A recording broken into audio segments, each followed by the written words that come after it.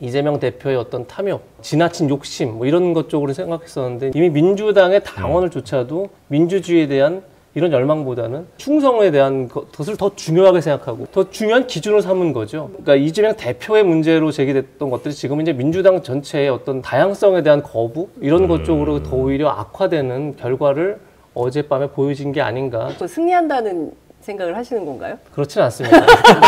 왜 정색을 또 하세요? 뉴스와 논평의 새로운 만남이죠. 장르만 뉴스 논평. 네, 오늘도 그러면 신혜원 기자 그리고 두 분의 전문가분들 모시고 한번 가보겠습니다. 신혜원 기자 일단 어서 오시고요. 안녕하십니까. 네, 반갑습니다. 그리고 이재명 법률신문 부사장님 이름이 너무 좋습니다. 어서 오십시오. 감사합니다. 네. 예. 그리고 장윤성 기자님 어서 오시고요. 네, 안녕하십니까. 네. 지난주에 재미없어서 안 부를 줄 알았더니. 지난주에요? 제일 재밌었어요. 아니, 재미는 조금 없었는데. 노잼. 근데 반응이 괜찮아서 또 모시게 그래요? 됐습니다. 네. 그렇구나. 참 이게 저도 슬퍼요. 분명히 노잼인데 사람들이 많이 봐. 이럴 때 너무 슬퍼요. 네, 시청자 여러분 저를 네. 지켜주세요. 잘리지 않게. 아유, 우리 장 기자님 그 편의점 너무 또 잘 되고 있으니까. 네. 좀 바쁘게 움직이고 있긴 해요. 그러니까 선거철이 되니까 네. 역시 이제 현장이 많아지더라고요. 근데 또 누구는 틀고 누구는 안 틀 수 없어서 막 하다 보니까 방송 너무 많아요. 그러게요. 너무 많다. 현장 직접 가세요? 제가 가기도 하죠. 네, 현장에 가서 민심을, 그러니까 주로 뭐 지지자들이 많이 모여 있는 데는 뭐 비슷한 의견들일 것 같아서 이제 거기는 그림으로 보여주고 지지자들을 그리고 정치인들을 바라보는 시민들, 유권자들의 판단이 어떤지 좀 이제 멀찍이 계신 분들을 하는데 위생이 많이 어렵고 정치인들 욕 많이 먹고 있다. 죄송합니다. 제가 다른 프로 광고를 지금 그러니까. 괜히 질문한 거 같아요. 아니, 괜찮습니다. 네, 그거는 괜찮습니다. 근데 좀 댓글 보고 너무 웃겨갖고. 댓글이 왜요? 너무 매너 없고 예의 없는 댓글이 많아요. 그래요? 아니, 여러분, 짭제명이 뭡니까, 여러분? 이재명, 저 언론인으로서도 굉장히 오랫동안 활동하신 분이고, 지금 법률신문 부사장입니다. 예. 자, 우리 이재명 이름만 같을 뿐이죠, 그죠? 한자는 좀 다르죠? 한자 다릅니다. 네. 본도 다릅니다. 본도 다르고, 예, 한자가 다릅니다. 자, 그러면 뉴스와 함께 논평도 한번 들어보도록 하겠습니다. 어떤 뉴스부터 한번 가볼까요? 네, 제가 뉴스를 소개하면 두 분의 이야기를 들어보는 첫 번째 뉴스는 참고로 오늘 뉴스 제목들은 제가 다 노래 제목에서 처용을 좀 해봤습니다. 그래요? 주크박스처럼. 좋습니다. 예, 첫 번째 제목. 심판의 밤, 횡사의 밤. 점점 개그 욕심이 커집니다. 네. 뭐 친명에게는 혹은 누군가에게는 심판의 밤이었을 수 있고, 혹은 비명에게는 혹은 누구에게는 횡사의 밤이었을 수 있는 참 잔인한 수요일 밤이었다. 어제 저녁. 그렇습니다. 어젯밤 민주당이 20개 지역 경선 결과를 발표했습니다. 지역구 현역 12명 중에 7명이 떨어졌는데 핵심 면면을 보겠습니다. 자, 4사람 사진을 준비했는데 노영민, 친문 그 자체, 박광훈 전 원내대표 체포동의안 가결 직후 사퇴했죠. 윤영찬 의원도 친문 그 자체인 분, 김한정 의원도 비명이죠. 그래서 이 네 분이 현역 의원 중에 탈락을 했는데 공통점 비명이라는 거. 전부 원외 친명계 후보들에게 고배를 마셨다는 점입니다. 자, 여기에 사진은 없지만 그 최고위에서 논란 많았던 은평을 왜 강원도당 위원장이 은평에 왔냐라고 했는데 강병원 현역 의원 떨어졌고요. 그다음에 광진갑의 전혜수, 경기 용인벽의 정춘숙, NY계라고 불렸는데 떨어졌고, 광주에서도 현역 이용빈 의원이 떨어지고 그 대장동 변호인단으로 알려진 박균택 변호사가 이겼습니다. 이렇게 발표하는 현장에서 기자들이 우와. 탄식이? 네, 그 이제 생중계를 저는 밤에 봤거든요. 탄식이 나오더라고요. 놀라는 사람들도 있고, 당직자들도 오 막 하기도 하고. 자, 그랬습니다. 그러니까 지금 결과를 쭉 보면 서울, 경기, 수도권 그리고 광주 할 것 없이 어쨌든 경선에서 지금 결과가 나온 거잖아요. 그러니까 이제 당원들의 어떤 당심, 그러니까 친문에 대한 좀 비토 심리가 확실히 있었다. 친문에 대한. 자, 근데 떨어진 친명 후보도 있습니다. 현역은 아니지만 자, 우리 식구죠. 우리 조상호 변호사님 금천에서 어떻게 마음이 너무 안 좋아. 고배를 마셨습니다. 조상호 변호사.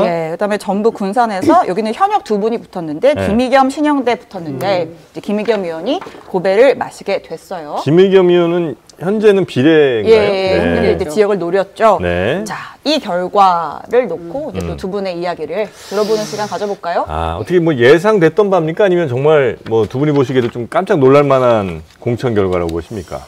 저는 대체로 예상을 했던 대로 됐는데, 전 사실 박광원 의원은 조금 의외였어요. 왜냐하면 이분이 이제 원내대표까지 하고, 3선 국회의원으로서 지역구 관리를 상당히 잘한 걸로 알고 있었는데, 여기에 사실은 이제 과거에는 그분이 이제 전해철 의원을 많이 도왔었는데, 네네네. 어느 순간부터 이제 친명으로 이제 바뀌어가지고 적극적으로 활동하던 이제 교수님이 이제 경선에서 승리를 해가지고 제가 어제 좀 놀랍다 이런 생각이 좀 들었고 그 윤영찬 의원에 대해서는 워낙 그 행태가 이게 기회주의적인 태도였기 때문에 홍근택 변호사가 네, 상황이 어려워지게 되니까 이제 바로 탈당을 30분 만에 철회하고 이래서 그때도 상당히 논란이 있어서 아마도 이제 그런 여론이 반영된 게 아닌가 싶고, 노영민 비서실장의 경우에도 똘똘한 한 채로 얼마나 큰 논란이 있었습니까? 아니 강남에서 출마해야지. 청주 집은 팔았잖아. 이제 이런 얘기를 그 지지자들 당원들이 많이 얘기를 했었는데 실제로 그런 여론이 좀 반영된 게 아닌가라는 생각이 좀 들고요. 김한정 의원 같은 경우에는 사실 이분은 DJ부터 김대중 정부 때부터 청와대에서 적극적으로 활동을 했던 아주 오래된 정치인이신데. 뭐 지역 활동은 나름대로 잘했다는 평가를 받지만 거기에 이제 김병주 의원이 국회 국방위에서 상당히 활약을 많이 했어요. 그래서 아마도 당원들로부터 이런 사람을 국회에 보내는 게 좋겠다라는 선택을 받은 게 아닌가라는 생각이 좀 드는데 우리 언론은 이것을 이제 친명 비명 이렇게 나눠서 친문 뭐 학살 공천? 뭐 이제 후보별로 의원별로 다들 이유들이 있는데 사연들은 다 있다. 근데 이제 어떻게 보다 보니 친명으로 묶이는. 사실 박광원 전 원내대표도 그 이제 본인이 나야라고 손은 안 들었지만 하위 평가에 포함이 되어 있던 걸로 본인이 확인을 안 해주었다. 주변에도 안 해주었다. 이런 얘기들이 있긴 하죠. 그런데 사실 이게 하위 평가에 들어가면 이 30점 감점을 하기 때문에 사실은 굉장히 어려워요. 박용진 의원 이따 얘기를 하겠지만 뭐 팔다리 다 묶고 경선을 뛰라 그러면 앞으로 엎어지는 거 말고 별 수가 있냐 이제 이런 얘기를 기자들한테 종종 하기도 하는데 그만큼 어려운 상황인 것이죠. 그런 측면에서 보자면 박용진 의원은 상당히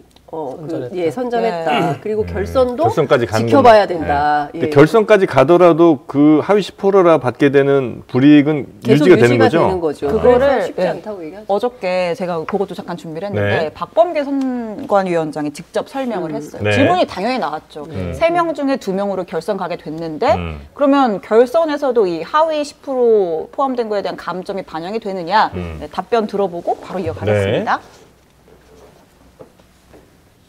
후보와 정봉주 후보가 결선 투표한다고 하는데 혹시 1, 2위 간의 표차나 몇 퍼센트 어느 정도인가요? 당연히 알려드릴 수 없습니다. 박용진, 정봉주 위원 그 결선 투표에서 하위 평가에 대한 감사는 또다시 적용되는 역시 알려드리기 어렵습니다. 아까 박용진 후보와 했다가 나중에 다시 이제 설명을 하세요. 정봉주 후보 사이의 결선 투표는 가감산을 동일하게 적용한다고 합니다. 가감산을 동일하게 적용한다. 그 얘기가 이제 하위 10%라 받았을 감사는 당연히 또 이번에도 적용이 된다는 말씀이신 거고요. 그럼 과반 얻으려면 거의 한 70% 먹어야 이상을 해야 되는 거고 지금도 한 60% 이상은 했다고 볼 수가 있는 것이죠. 그래서 오늘 아침에 이제 박용진 의원하고 통화를 했는데 어렵다. 상당히 어려운 건 사실이다. 그래서 좀 나와서 얘기를 좀 해라, 편의점에. 내가 거기 갈 시간이 어딨냐. 섭외를 위해서. 전화를 했더니, 자기는 지금 지역에서 선거운동 하느라고 딴 데 신경 쓸 겨를이 없다. 매우 어려운 결선이 될 것 같다라고 본인 얘기를 하고 있습니다. 박용진 의원도 뭐 아직은 뭐 알 수 없으나 상당히 어려운 경선을 해야 되는 상황이 됐고. 그렇죠. 요, 경선 결과 혹시 우리 이재명. 글쎄요. 장 기자님께서는 어느 정도 예상했다고 했지만 사실은 예상을 뛰어넘었죠. 뛰어넘었어요. 웬만한 분들의 예상을 뛰어넘었죠. 이 정도까지 갈 거라고 예상하기는 쉽지 않았을 것 같습니다. 이 정도라는 거는 거의 저는 비명 횡사의 밤 이런 제목이 많았지만 거의 피해 수요일이었다 이렇게 보는 게 맞겠죠. 피해 수요일. 거의 비명 행사를 결정한 날이죠. 완전히 김행사의 끝판을 보여줬었죠. 지금 좀 말씀하신 것처럼 네. 지금 이제 장 기자님께서는 떨어진 사람들의 사연들을 얘기했습니다. 그럼 이제 윤영찬 의원 같은 경우에 기회주의 태도를 보였다. 사실 맞죠. 같이 탈당을 해놓고 나서 바로 본인은 이제 네. 아무리 될 것 같으니까 뭐 멈췄다. 이런 이제 비난을 받았습니다. 네. 그럼 반대로 이번에 그럼 경선에서 당선된 이수진 의원은 어땠느냐? 비례의원이었죠. 네. 서대문 갑에 갔습니다. 근데 갑자기 서대문 갑이 청년 전략 특구로 지정이 됩니다. 불출마 선언합니다. 근데 갑자기 다음날 다시 성남 중원으로 갑니다. 자, 불출마했던 의원이 성남 중원으로 갈 수 있는 배경이 뭐였을까요? 그건 사실 아무도 모르지만 당연히 윤영찬 의원이 하위 10%라는 걸 귀뜸받았거나 뭔가를 알지 않고는 왜 거길 갔을까요? 지역 연구가 있는 것도 아니고 판을 그리고 있는 거죠. 그렇지 않고서 설명이 잘 안 되는 거죠. 합리적인 이유가 잘 없는 거죠. 불출마 선언했던 사람이 거기 갑자기 뒤집고 그것도 지역구를 그것도 성남 중원을 선택한 이유가 있을 거 아닙니까? 네. 자, 그럼 그 선택은 과연 그러면 그것은 기회주의적 선택이 아니냐라고 볼 수 없는 거죠. 그런 점에서 이것이 한 명 한 명의 사연을 물론 들여다보면 뭐 임종석 의원도 사연 없는 뭐 닭도 없는 거고 다 그런 거기 때문에 빵 한쪽에 사연이 있으니까 사연이 있겠지만 기본적으로 저는 이전까지는 컷오프를 막 이제 임종석 그다음에 홍영표 이런 의원들 컷오프 시킬 때만 해도 이재명 대표의 어떤 탐욕, 뭐 사당화에 대한 지나친 욕심 뭐 이런 것 쪽으로 생각했었는데 이제 이번엔 경선 결과입니다. 이게 뭐냐면 이미 민주당의 당원들이 당원을조차도 어떤 다양성과 민주주의에 대한 이런 열망보다는 어떤 그러니까 이재명 대표에 대한 어떤 충성에 대한 것을 더 중요하게 생각하고 그것이 더 앞으로의 정치에 더 중요한 기준을 삼은 거죠. 향후 정치에 있어서. 그러니까 그런 점에서 저는 지금까지 민주당, 그러니까 이재명 대표의 문제로 제기됐던 것들이 지금 이제 민주당 전체의 어떤 다양성에 대한 거부 이런 것 쪽으로 더 오히려 악화되는 결과를 어젯밤에 보여진 게 아닌가 저는 그렇게 생각이 들었습니다. 예. 뭐 이따가 얘기를 하겠지만 그것은 양당 공이 예, 뭐 국민의힘도 뭐 거의 국민의힘은 그렇죠. 더 압도적이죠. 사실은 대통령을 향한 충성심이면 다 가능한. 그 지금 벌써 반발을 하고 있는 것이고요. 근데 저는 이런 겁니다. 저는 이수진 의원의 태도도 옳지 않다고 생각해요. 그 서대문에서 하기로 했으면 서대문에서 하든가, 아니면 또 거기가 이제 청년 전략 지역으로 또 결정이 돼가지고 거기서 뭐 본인이 도전할 수 없게 돼서 그런 선택을 한 건지 제가 과문한 탓에 정확하게 이제 그 선후 관계는 잘 모르겠는데, 하여튼 이제 중요한 포인트는 이제 비례대표 국회의원으로 국민들을 대신해서 인구 5천만 가운데 300명 중에 하나 든 것은 엄청난 특혜거든요. 그렇기 때문에 4년이라는 시간 동안 열심히 의정 활동을 해서 얻은 실력을 가지고 지역구 어디든지 가서 도전하는 것이 사실은 원래 취지에 맞다라는 생각이 좀 들어요. 이제 그런 취지에서 뭐 이수진 의원의 도전에 대해서는 뭐라고 할 필요는 없지만, 뭐 일찌감치 뭐 민주당이 아니라 그 국민의힘 현역이 있는 곳을 찾아간 비례대표 국회의원 뭐 권인숙 의원 같은 경우는 이제 그런 분이고, 이수진 의원은 뭐 여기저기 찾다가 서대문을 처음부터 얘기를 오랫동안 했었어요. 그 기자들한테. 네, 그러다가 이제 갑자기 성남으로 간 것에 대해서는 뭔가 석연치 않다라는 비판은 하고 있는 게 사실이고, 저는 이번에 전반적으로 뭐 민주당도 그렇고 국민의힘도 그렇고 양당 공이 국민의 마음을 얻는 공천이 되고 있는가? 뭐 어렵죠. 그러니까 그 점이 참 난감하다. 평가하기도 어렵고 그런 지점이 있다는 말씀 좀 드려야 될 것 같아요. 국민의 마음 얻는 건 둘째치고 이 지금 떨어진 사람들의 마음도 그러니까 이 사람들이 그냥 그래 뭐 민주당의 결정이니까 혹은 뭐 당원들의 결정이니까라고 그냥 받아들이고 이제 끝나면 이제 뭐 잘 어쨌든 봉합되고 이제 끝나는 건데 그렇게 갈 가능성이 높습니까? 아니면 뭔가 이들이 또 뭐 세력을 규합한다든가 아니면 아주 강한 반대의 목소리를 내는 이런 쪽으로 갈 가능성이 높습니까? 그러니까 지난번에 이제 제가 임종석 이제 전 실장이 컷오프가 되고도 이제 왕십리에서 선거운동을 하면서 제가 왕십리 회군이 되는 얘기를 했습니다. 거기서 이제 군대를 모아서 여의도를 가든 뭐 아니면 진짜 호남에 가서 이낙연 대표와 손을 잡아서 이제 거기서 세력화라든 뭔가를 할 거라 생각했는데 당연히 왜냐하면 어떻게 임종석 실장한테는 이번 컷오프가 나는 별의 순간인 거죠. 자기가 정치 지도자로서 자기가 깃발을 들 수 있는 어떤 절호의 기회였는데 그냥 포기를 하더라고요. 그거를 주저앉더라고요. 뭐 제가 볼 때는 그런 점에서 지금 홍영표 의원이나 서른 의원 등이 뭐 이낙연 대표와 손을 잡고 이제 뭐 당명도 뭐 민주연도 다시 바꿔서 민주당과 진짜 민주당 뭐 이런 기치 아래 다시 이제 뭐 세력화를 하겠다라고 얘기를 하는데 이미 많은 힘은 빠졌죠. 그리고 사실은 이제 경선에서 진 후보들 입장에서는 탈당을 하더라도 사실 그 지역권 나갈 수 없죠, 법적으로. 물론 다른 지역권 나갈 수 있습니다. 그런데 그건 더더욱 명분이 없죠. 경선에서 지고 다른 지역권 나간다는 건. 따라서 저는 이제 세력화하는 데는 이미 동력은 빠졌다, 이미. 동력은 빠진 상태인 것 같고. 체급은 키우고 그 순간은 좀 기다리는 거 아닐까요? 8월까지 기다릴 임종석 거야. 전 실장이. 전 이제 그런 분석이 많잖아요. 결국은 다음 당권에 대한 이제 당권을 염두에 두고 결국은 지금 일부 후퇴한 거다 얘기를 하는데 저는 만약에 임 전 실장의 그 계산이 맞으려면 전 세 가지의 시나리오가 다 작동을 해야 됩니다. 첫 번째는 당연히 총선을 폭망해야 됩니다. 민주당 입장에서. 총선을 크게 져야 됩니다. 네. 그래서 두 번째는 이재명 대표가 사퇴를 해야 됩니다. 세 번째는 그래서 친명계라고 하는 또는 개딸들이라고 하는 어떤 이재명 대표에 대한 강성 지지층이 분열을 해야 되는데 4분 5일에 돼야 됩니다. 이 세 가지 시나리오가 차라리 다 작동을 할까요? 저는 별로. 그 조건들이 충족이 돼야. 그 세 가지 조건을 다 충족해야만 8월에 뭐 임종석 전 실장이 다시 뭐 친명들을 그러니까 비명들을 친모들을 묶어서 뭐 당권 도전한다는데 그 가능성 매우 낮군요. 굉장히 완전 너무 낙관적인 시나리오가 아닐까. 임종석 실장의 그 만약 그런 시나리오로 임 실장이 지금 저런 판단을 했다면 저는 개인적으로 생각을 합니다. 아니 오늘 그 우리 이재명 그 부사장님 맞죠? 기자라고 하시면 그래서 오늘 넥타이 색깔도 파란색이고. 아니 그리고 또 총선 전망을 그러면 이제 민주당이 저 대패를 하지 않고 승리한다는 생각을 하시는 건가요? 그렇지는 않습니다.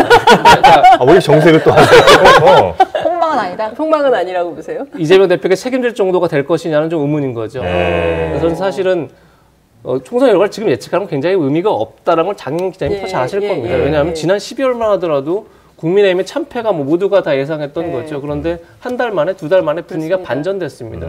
또 남은 또 30여일 동안 어떤 일이 벌어질지 모르기 때문에 굉장히 예상은 어렵지만 저는 기본적으로 말씀하신 것처럼 양당의 공천 자체가 뭐 원사이드하게 어디가 압도하고 있다. 물론 이제 국민의힘이 상대적으로 제가 지난번 상대적으로 좀 더 파동이 적다 이렇게 볼 수는 있지만 덜 나빠 보이지만 그렇다고 해서 더 새 인물을 많이 등장시켜서 한동훈 위원장이 얘기하는 뭐 운동권 특권 정치 청산 이후에 어떤 미래의 우리의 정치의 모습을 보여주거나 이런 인물들이 없는 거죠. 그런 점에서 저는 사실은 굉장히 어느 한쪽 일방적으로 이기는 참 어려운 선거 구도로 가고 있지 않나라고 보는데 사실은 앞으로 지켜봐야 할 게 많은 거죠. 예. 그러니까 저는 이제 이런 생각인 것 같아요. 그러니까 좀 나눠서 말씀을 드리면 임종석 전 실장의 경우에는 본인이 평생 민주당을 했던 사람이기 때문에 민주당을 나가서 자신의 어떤 정치 스토리가 전개가 안 되는 거예요. 그러니까 일단 남아서 기동민 의원도 마찬가지죠. 그러니까 386 정치인들의 어떤 모티브가 됐던 게 사실은 민주당이기 때문에 여기를 벗어나서 다른 정당을 한다? 근데 나갔을 때 이제 이낙연 대표의 어떤 승산이 있다고 한다면 함께 해볼 만하지만 지금으로서는 여론 상황이 전혀 그렇지가 않다. 그렇기 때문에 당연히 이제 남아서 후위를 도모하는 이런 상황으로 갈 수밖에 없는 것이고 그것은 말씀하신 대로 8월 전당대회가 될 걸로 보이고 민주당의 갈등은 제가 보기에는 4월 11일부터 본격적으로 시작될 거다. 4월 10일 바로 총선 다음 날부터. 네, 총선 끝나면 그날부터 이제 계산서가 마구 날라올 가능성이 있지 않을까라는 생각을 좀 하고요. 왜냐하면 도처에서 쉽게 이길 수 있는 선거가 굉장히 어려운 선거가 돼버렸어요. 그래서 이 문제를 놓고 아마 당내에서 상당한 책임론이 있을 수밖에 없다라는 생각이 좀 들고요. 그 당에 지금 현재 민주당의 예를 들면 뭐 몇몇 현역 의원들이 이게 많이 컷오프가 좀 됐잖아요. 그러면서 당에 그래도 조금 온건한 쪽 사람들이 많이 좀 없어지고 더 왼쪽으로 그러니까 이념 지도가 전체적으로 민주당이 쫙 왼쪽으로 간 거 아니냐는 얘기도 나오던데 그거는 혹시 동의하십니까? 아니 근데 언론들이 그렇게 많이 쓰는 것 같아요. 도하 오늘 뭐 보수 언론들이 아주 세게 뭐 그 진보당 그 비례대표 국회의원 3명이 들어가게 된 것을 가지고 뭐 종북 로 회귀하는 거 아니냐. 이석기 세력의 부활이다. 뭐 통진당이 다시 왔다. 막 이제 이런 보도 실수했습니다. 굉장히 많이 보도를 쏟아내고 있는데 그러니까 근데 뭐 무슨 과거에 뭐 총학생회장 출신이다 뭐 어쩌고저쩌고 막 그래요. 근데 사실 운동권들은 국민의힘에도 많이 있거든요.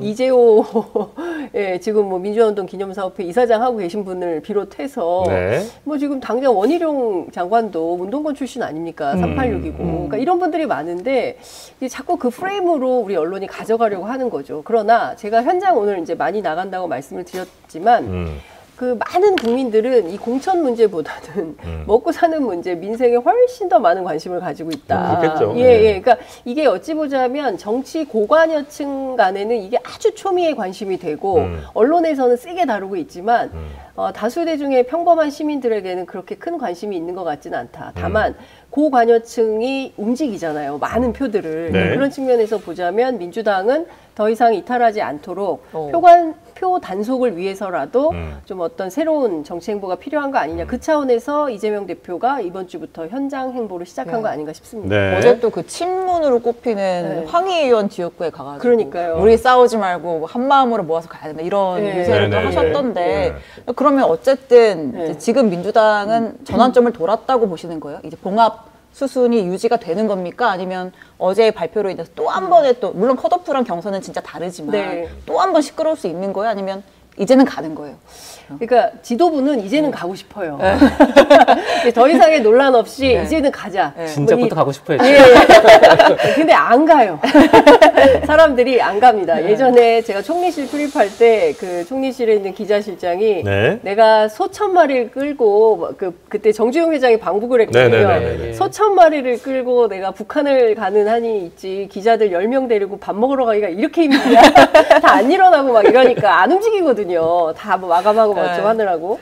근데 지금 민주당이 좀 그런 것 같아요. 대표는 빨리 끌고 가서 좀 상황을 그림을 좀 바꾸고 싶은데 사실 내부 동력은 그렇게 세게 움직이지 않는 것 같고 반발이 많고요. 제가 그 조국 혁신당 현장 중계 갔었는데 거기에도 민주당 사람들이 많이 와 있어요. 당원들이. 지민 비조한다는 거 아닙니까 지금? 그렇죠. 예, 그러니까 그거를 이제 그 누굽니까 변호사. 신장식 변호사. 예, 신장식 변호사가 만든 말인데 그 이제 그런 주장을 뭐 하는 분들이 굉장히 많이 있고 민주당 안에도 이제 그런 세력들이 좀 있는 것 같기도 해요. 그래서 아마 고민이 상당히 깊지 않을까 싶습니다. 근데 죄송합니다. 아닙니다. 예. 아까 했던 이제 좀 다시 들어왔었는데 다시 말씀하신 것처럼 민주당이 더 왼쪽으로 가고 있는 거 아니냐라는 건 굉장히 좀 중요한 문제라고 생각합니다. 왜 중요하냐면 장기전에 말씀한 그대로 국민들은 민생을 원하고 있는데 정당들이 그렇게 가지 않고 있기 때문에 그게 문제인 겁니다. 그러니까 민주주의를 어떻게 후퇴시키지 않을 수 있느냐. 그건 딱 하나입니다.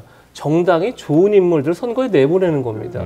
그거 말고는 국민이 할 수 있는 게 없습니다. 왜냐하면 국민의 선택지가 정당의 후보들을 선택할 수밖에 없기 때문에 정당이 얼마나 말씀하신 것처럼 민생을 생각한다면 민생에 기여할 수 있는 후보들을 내줘야죠. 정당에서. 그걸 고민해줘야죠. 그런데 왜 지금 민주당의 공천 결과에 대해서 우려를 표명하겠습니까?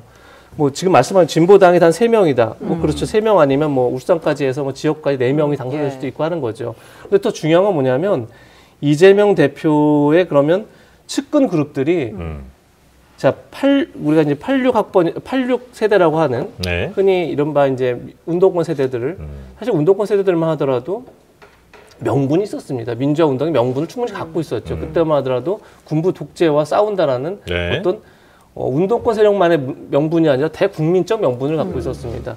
그것이 YS가 집권하고 거기다가 또 김대중 대통령이 수평적 정권 교체하고 나서 사실 운동권은 명분을 잃었습니다. 그때부터 한총련, 경기 동부연합이 점점점 친북화되는 겁니다. 그 사실은 과거 운동권보다도 더 어떻게 보면 명분이 없는 이제 운동을 해나갔던 거죠. 그 이후에. 그게 이제 지난번 뭐 진중근 교수가 나와서 얘기했던 것도 비슷한 거죠. 그렇게 가고 있는 겁니다. 그런데 지금 이재명 대표를 둘러싸고 있는 세력들이 결국은 그러니까 79 세대라고 할 수 있겠죠. 저도 이제 같은 세대이긴 하지만 70년대, 90년대 대학에서 이제 뭐 운동을 했던 흔히 한총련 세대들 그리고 경기 동부연합 세력들이 거기를 그러니까 이재명 대표를 뭐 숙주삼아라는 표현을 이제 언론에 쓰니까 어쨌든 이재명 대표를 이재명 대표를 통해서 정계에 입문하고 있는 거죠. 근데 과연 그것이 말씀하신 민생을 살리는데 어떤 도움이 되겠습니까? 잠깐만요. 제가 이제 이 얘기는 말씀을 좀 드려야 될 것 같은데 이재명 대표를 숙주 삼아서 간첩들이 무슨 침투하듯이 들어오는 것처럼 얘기를 많이 하고 있는데 아니 왜냐하면 이제 그런 표현들을 막 쓰고 있어요. 침투라는 표현을 막 굉장히 많이 쓰더라고요. 온라인에서 보수 우파 패널들이. 근데 저는 이런 생각이에요. 일단 첫 번째 이재명 대표가 운동권이냐? 그분은 아니거든요. 운동권 출신이 아니고 조선일보에서 제목이 뭐였냐면 한동훈이 꺼낸 운동권 청산을 왜 이재명이 하고 있나 이게 제목이었어요. 그러니까 사실 86그룹들에 대해서 청산론이 있었고 그 비판을 한동훈 위원장이 거칠고 거세게 했습니다. 네. 그래서 사실은 문재인 정부의 상징이기도 하고 어쩌고 한 임종석 전 실장에 대해서 이제 컷오프하게 되고 뭐 이런 이게 있었잖아요. 네. 그리고 나서 이제 지금 말씀하신 이제 진보당이 이제 세석을 갖고 비례대표 의석을 갖게 되는 점에 대해서 문제 제기를 하는데 당시만 하더라도 이걸 병립형으로 갈 거냐 아니면 연동형으로 갈 거냐 이 논란이 있었고 이재명 대표는 원래 병립형으로 가서 민주당을 많이 하고 싶었는데 당내 비판이 많고 이탄희 의원이 막 머리를 깎네 단식을 하네 막 이런 소문이 나오니까 막 어떻게 해요? 그러니까 연동형을 또 받은 거 아니겠습니까? 양산에 가서 문재인 대통령 만나고, 그리고 이제 연동형을 받았어요. 그러고 나서 그러면 위성정당을 반드시 국민의힘은 만들겠다고 하는데, 우리도 어쩔 수 없이 준 위성정당을 만들 수밖에 없다라고 죄송하다라고 선언을 하고 통합형 비례정당을 만들어서 녹색정의당, 그 다음에 진보당, 그리고 용해인 의원이 이끌고 있는 새진보 연합, 여기에는 뭐 여러 소수 정당들이 들어가 있습니다. 기본소득당, 뭐 사회민주당 등등등. 이런 제세력들을 다 묶어서 이번 총선에서 야권 전체가 이기는 선거판을 지휘하겠다라고 한 거예요. 그런데 녹색정의당이 뭐 자기네들 막 독자파, 뭐 연합파 막 갈등을 하다가 결국은 독자 노선으로 정리해서 우리는 안 들어가. 이런 결정을 해버린 거예요. 그리고 남은 세력들이 다 들어간 거예요. 그랬는데 지금 보수 언론을 비롯해서 어떤 공격을 하냐면 야 니네 옛날에 통합진보당 출신이잖아. 니네 간첩하고 뭐 혹시 내통하는 거 아니야? 라는 의심을 가지고 이재명 대표가 그 사람들에게 둘러싸여 있다라고 하는 것은 억측이라고 생각해요. 이재명 대표 아마 거기 후보자 누군지도 모르고 지금 자기네 당이 바빠서 뭐 설명도 못할 거예요. 그리고 또 하나 제가 말씀드리고 싶은 누군지도 것은 모르지는 않겠죠. 아니 잘 모를 것 같아요. 저도 잘 몰라요. 계속 이제 비례 연합정당을 말씀하시는 거잖아요. 사실은 근데 이재명 대표 특보 중에서도 한천호 출신들이 많죠. 근데 그 사람들 지금 다 컷오프 됐잖아요. 받지 못한 분들 이제 못 받은 이유가 있죠. 뭐 사건이 있었잖아요. 다 사건도 있었던 거죠. 그분들은 특보를 다 사연이 거죠, 있어요. 사연 없는 일이 없었죠. 그러니까요. 그분들이 그럼 특보였는데 이제 컷오프 됐으니까 이제 영향을 행사하지 않는 건가요? 제가 보기에는 그분들이 영향력을 행사하려면, 그러니까 사실 이런 거예요. 그러니까 제가 막 이런 취재 내용까지 다 설명을 드리게 되네요. 장르만 여의도. 대단하다. 막 속에 있는 얘기를 다 꺼내게 되네. 듣고만 있었는데요. 그러니까 예컨대 이제 이런 거죠. 정치권에서는 정진상이 뭐 다 하고 있는 거 아니야? 이런 의심들을 합니다. 그래서 제가 물어봤어요. 정신상이 다 한다는데 사실 아니에요? 확인 좀 해주세요라고 했더니 정진상이 어떻게 해? 그 사람이 지금 발에 다 이렇게 감금장치가 되어 있어가지고, 뭐 불가능하다는 거예요, 소통이. 그런데 그 사람이 지금 다 검찰이 들여다보고 있고 하는데, 그게 가능하겠냐. 그러니까 제발 합리적 의심을 하면서 질문해. 그리고 전화를 끊더라고요. 그래서 제가 더 이상 묻지를 못했는데, 그러니까 이런 거 아니야? 저런 거 아니야? 저는 기자들은 그래야 된다고 생각해요. 여러 가지 의심을 하면서 추론 가능한 명제들을 찾아가는 게 우리 직업이라고 생각을 하지만 과도한 것은 불가능의 영역이라고 비례 연합 같은 경우에 어쨌든 이제 뭐 대주주까지는 아닙니다만 어쨌든 주도한 게 민주당이잖아요. 그럼 주도하면서 그 당의 어떤 세력들과 함께 할지 정도는 당연히 결정을 할 거 아닙니까? 그렇죠. 근데 그 결정에 있어서 예를 들면 아까 말씀하신 뭐 김재현, 이석기 이런 분들이 이제 있는 과거 통진당 세력들이 들어오는 거를 정말 여기서 민주당에서는 이건 아니야라고 얘기를 했다면 뭐 국민들이 그런 의심은 안 할 텐데 그들과 함께 간다고 하고 또 민주당은 당연히 비례표는 여기를 주세요라고 할 거 아니에요. 그러면 뭐 표현이야 좀 너무 거칠긴 합니다만 결국은 민주당 지지하시는 분들이 그 과거 통진당에서 그 문제를 일으켰던 분들에게 표를 주는 꼴이 되는 거잖아요. 나는 민주당을 주고 싶었어. 민주당을 믿고 주는 거죠. 이게. 그러니까 잠깐만 제가 이거 설명을 좀 드려야 될 것 같아요. 이해를 위해서.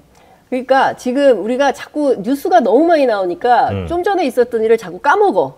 지금 복기를 해야 되는데 첫 번째 뭐 중요하냐면 앞서 말씀드린 대로 녹색정의당 스스로 안 들어오겠다고 해서 남은 세력이 다 묶인 거예요. 시민사회까지. 여기는 시민사회도 들어가 있어요. 중재자 네네네네. 역할을 당신들이 좀 보증을 서시오 해서 시민사회가 들어간 거예요.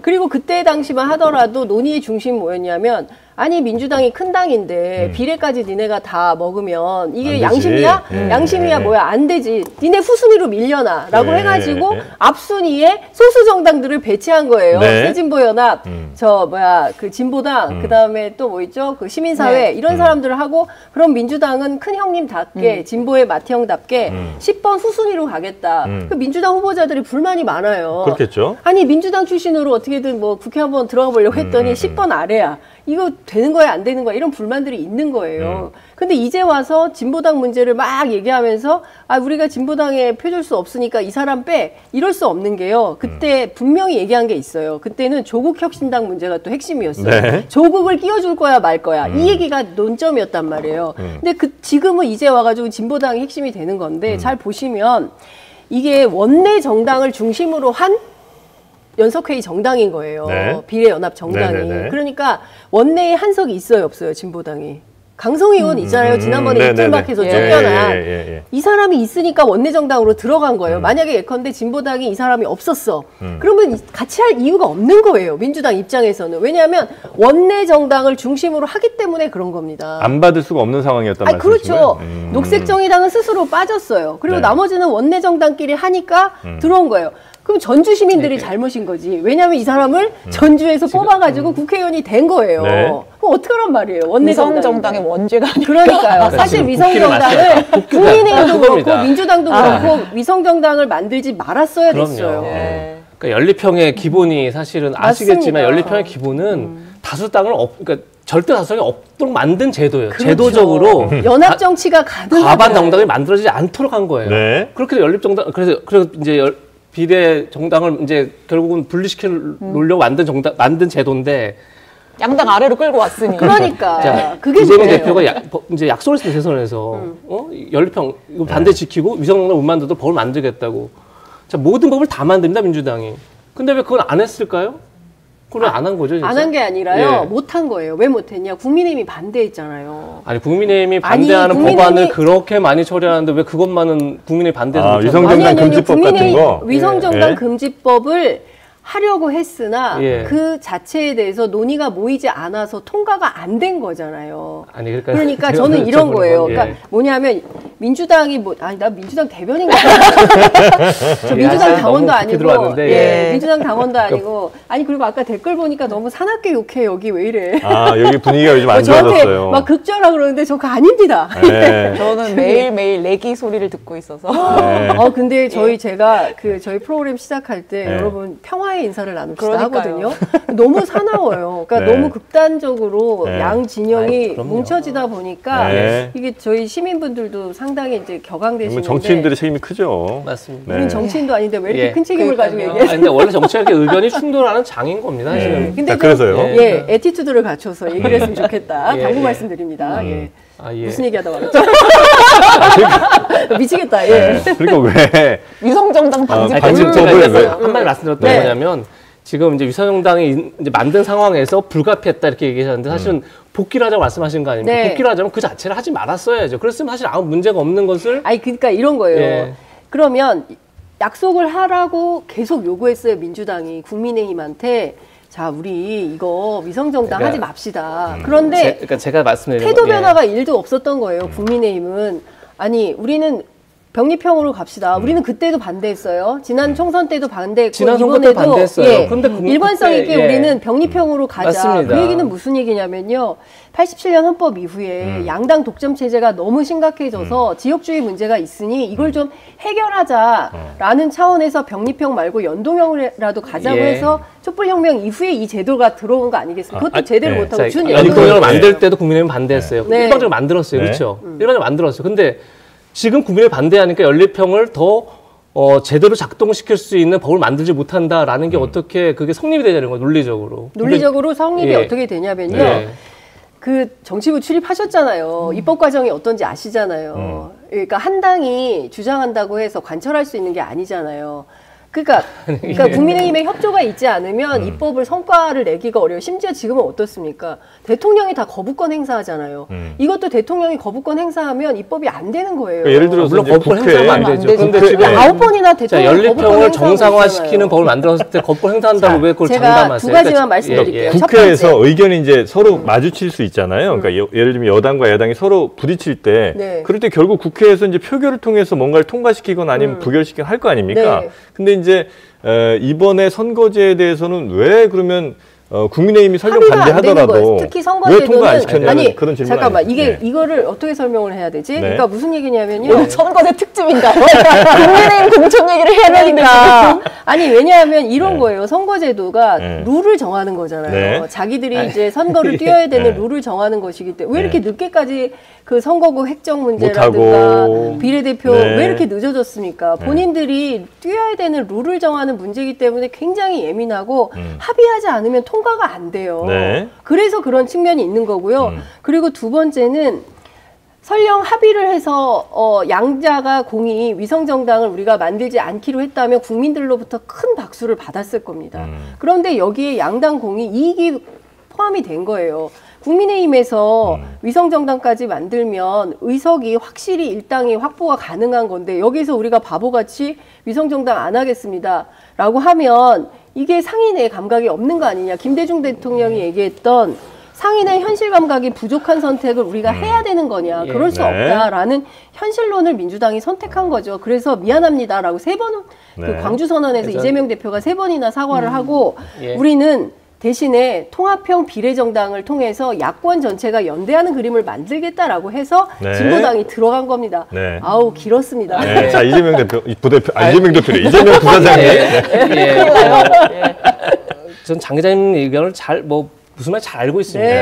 자 합의가 안 된 법안을 특히 선거법 만들면 안 되는 겁니다. 근데 21대 총선을 앞두고 합의가 안 된 법안을 만들었습니다. 그러다 보니까 준연동형이라는 희한한 제도가 탄생을 했고. 연동형의 입법 취지는 딱 하나입니다. 누구도 과반 이상을 먹지 말자는 국민의힘이 겁니다. 반대했을 텐데 어떻게 통과됐죠, 그거는? 그때 그래서 소수 이제 정의당 등하고 해서 결국은 이제 손을 잡고 했죠. 표결로 과반을 통과시켰죠. 근데 어쨌든 결국은 절대 다수 갖고 있는 야당이 반대했음을 불구하고 그때 당시에는 야당이 반대했음을 불구하고 일방을 통과시킨 거잖아요. 그때는 국민의힘을 제외하고 나머지가 다 이걸 해야 된다고 주장했다고 하죠. 어쨌든 그러면 불구하고 국민의힘은 제일 야당이지 않습니까? 어쨌든 가장 큰 두 당이 있는데 한 당이 반대하는 선거구 룰을 만든 겁니다. 선거 룰을 만든 겁니다. 그게 개혁이라고 본 거예요. 그 진영에서. 자 그렇다 그러면 제대로 개혁을 하려면 연동형을 정착시킬 법안을 민주당이 국민의힘은 계속 반대를 하죠 당연히. 국민의힘은 연동형 자체를 반대하니까. 아니 근데 연동형을 어떻게 반대할 수가 있어요? 그거는 이제 당 생각이니까. 아니 그치 그 당 생각이 아니라 제가 앞서도 말씀드렸지만 영호남 지역 갈등이 영호남 지역 갈등이 이렇게 극단적인데 이것을 넘어서 미래로 가야 된다. 지역 정치를 넘어서 새로운 미래로 가야 된다는 비전과 가치에 대해서 개별 의원님들을 만나면 다 동의를 하거든요. 그런데 막상 본회의장 들어가면 딱 갈리는 거예요. 근데 저는 이거는 좀 넘어서야 되지 않을까 싶고 오늘은 선거제도 특집이 아니니까 이쯤에서 정리하기 좋을 것 같습니다. 열띠요. 선거제도 관련해서 그런 일이 있어서 결국 참고로 저는 민주당 아닙니다.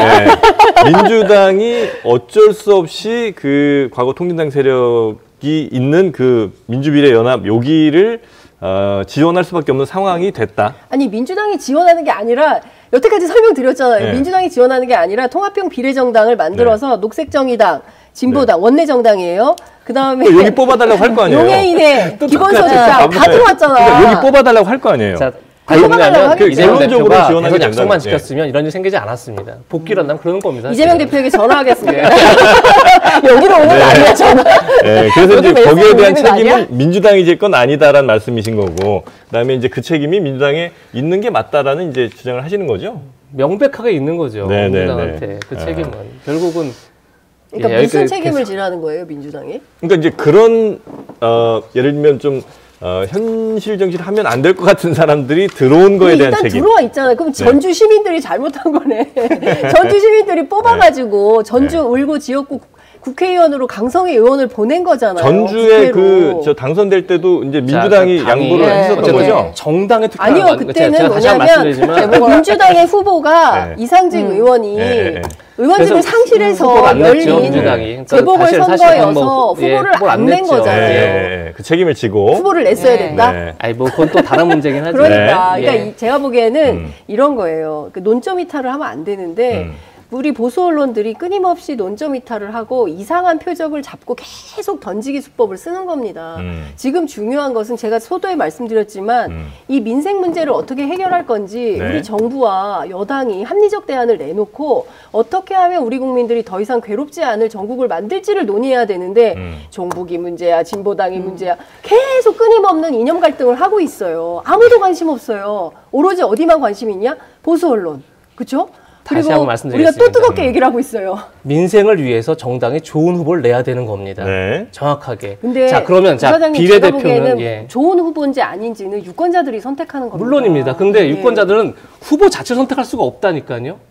후보를 내는 건 정당이 내는 겁니다. 그리고 정당을 선택하는 거고요. 자, 그러면 그것이 대의민주주의의 기본인 겁니다. 그렇기 때문에 정당은 좋은 후보를 내야만 하는 겁니다. 맞습니다. 좋은 후보를 냈다고 생각하고 평가는 누가 합니까? 국민들이 하는 겁니다. 예컨대 앞서 말씀하신 대로 국민들이 보기에 저 사람들은 종북이야. 내가 찍으면 안 되겠어. 라고 하면 참패하겠죠. 표를 많이 안 얻겠죠. 저는 그게 민주주의라고 생각합니다. 자기네 정당에서 우리는 좋은 후보라고 생각해서 자기들이 연합해서 냈어요.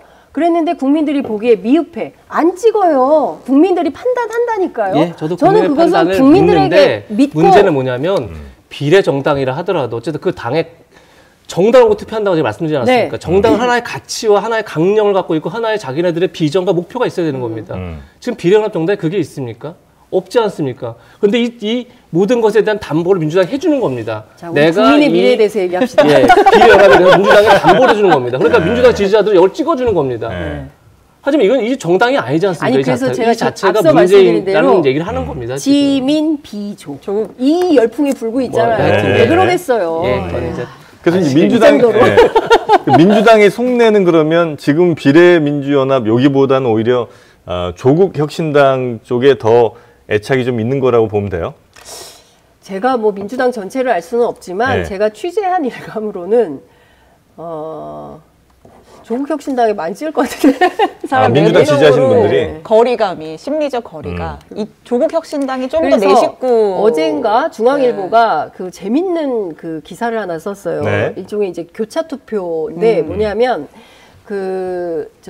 국민의힘 지지하는 분들이 비례는 개혁신당, 이준석의 개혁신당을 찍고 그 진보 유권자들은 지역은 민주당을 찍고 비례는 조국혁신당을 찍는다. 이게 뭐냐면 각자 정당에서 위성 정당을 만들었지만 여기 안 찍는 여론이 형성되고 있다. 이런 보도를 어제 중앙일보가 했더라고요. 근데 저는 굉장히 재밌는 기사로 봤습니다. 근데 저는 이게 거역할 수 없는 민심이라면 이것도 정치권이 받아들여야 된다고 생각하고 이번에 위성 정당에 대해서 심판받으면 4년 뒤에 있을 총선에서는 안 만드는 선택을 할 수도 있겠죠. 그건 지켜봐야 될 것 같습니다. 알겠습니다. 자, 그럼 다음 뉴스도 한번 좀 가볼까요? 네, 우리가 여기에 강에 빠질 수는 선거제, 연동형 비례제의 강에 빠질 뻔했는데 선거제의 강에 빠져서 올라가 보겠습니다. 이거 말씀드릴게요. 조국혁신당 역시도 지금 물론 말씀하신 것처럼 이제 지민 지역은 민주당, 비례는 조국혁신당. 지민 비조를 이제 사실은 조국혁신당이 그 조어를 만든 건 조국혁신당이 만들었지만 사실은 결국은 이재명 대표가 다시 손을 잡아주지 않았습니까? 조국 대표에. 결국 그것도 민주당이 담보를 해주는 겁니다. 사실상 일종의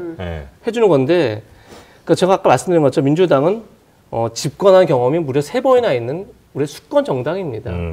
자, 조국혁신당이라 조국 대표가 물론 이제 말씀하신 것처럼 결국 국민이 선택할 겁니다. 국민이 그것이 옳으냐 그걸 선택하겠지만 조국 대표가 과연 정당을 만들어서 조국 대표 자체가 뭐 비례대표로 들어올지 안 들어올지 모르겠으나 과연 이 정당이 조국 대표가 1, 2심을 다 유죄를 받았습니다. 대법원 물론 남아있죠. 그런데 1, 2심을 다 유죄받고 대법원에서 무죄가 나온 건 3%가 안 됩니다. 전체 사건에서. 그러니까 사실상 이건 어떻게 보면 유권자들이 선택을 하고 나서 나도 사법부의 판단에 따라서 모든 유권자 선택이 무효화되는 겁니다. 사실은.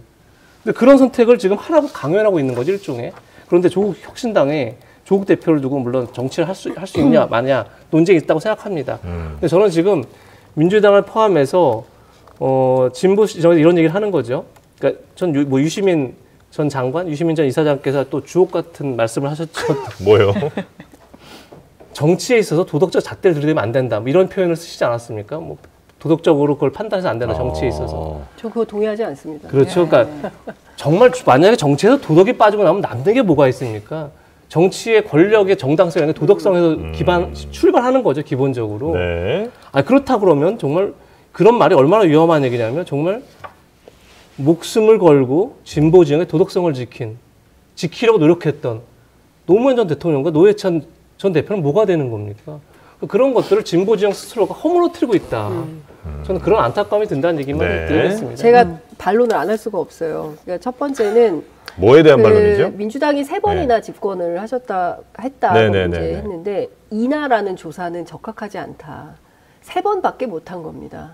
그러니까 국민의 선택을 3번밖에 못 받은 세력이에요. 그러니까 여전히 소위 대한민국은 그 굉장히 보수 정치의 풍토가 많은 나라이고요. 진보 진영이 3번밖에 선택을 못 받았다. 그러니까 우리가 1945년 해방하고 이승만 정부 이후에 지금까지 쭉 보면 사실상 공화당 그리고 지금의 국민의힘에 이르기까지 이 정당이 쭉 선택을 받았지 민주계열은 3번밖에 못 받았다. 87대 이후 생각을 하셔야죠. 87세제 이후에 3번이에요. 3번이고 그럼 국민의힘 몇 번입니까? 국민의힘 4번째입니다. 사실 다른 게 없는 거죠. 한 번이 더 많은 거잖아요. 한 번이 더 많잖아요. 5년입니다. 그리고 또 하나, 또 하나. 그리고 제가 조국 전 장관에게 물었어요.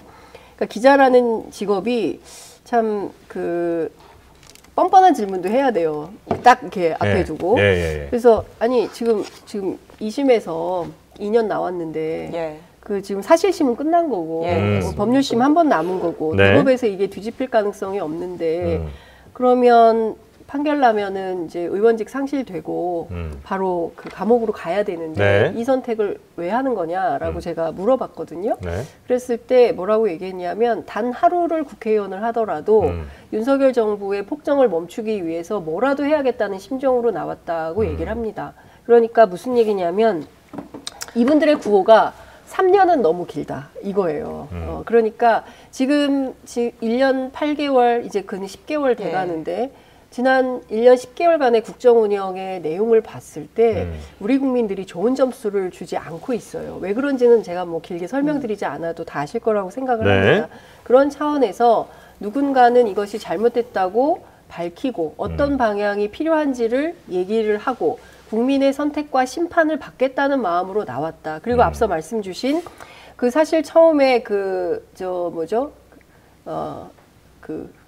처음에 나왔던 게 갑자기 원래 이게 자녀 입시비리 이전에는 원래 사모펀드와 관련해서는 전부 뭐 기소도 안 되고 무죄를 기소도 안 됐어요. 그러니까 그거는 아무 상관이 없는 거고 결국에는 별건 수사로 딸과 자녀들의 조국 장관께서 정치를 선택하고 하는 건 본인의 개인 자유죠. 그걸 누가 뭐라고 하겠습니까? 하지만 민주당이 그걸 손을 잡아주고 안 잡아주는 건 다른 문제라는 말씀을 드린 겁니다, 저는. 조국 전 장관이 정당을 만들겠다는 걸 누가 막습니까? 민주주의 사회에서. 그건 뭐 국민 선택할 문제인데. 그러나 민주당이 잡는 건 다른 차원의 문제라는 말씀을 드렸던 겁니다. 자, 그러면, 다음 뉴스 한번 가기가 이렇게 어려운 줄은 몰랐습니다. 도시락 좀 시켜주세요. 한 2시까지 하죠. 갑자기 허기집니다.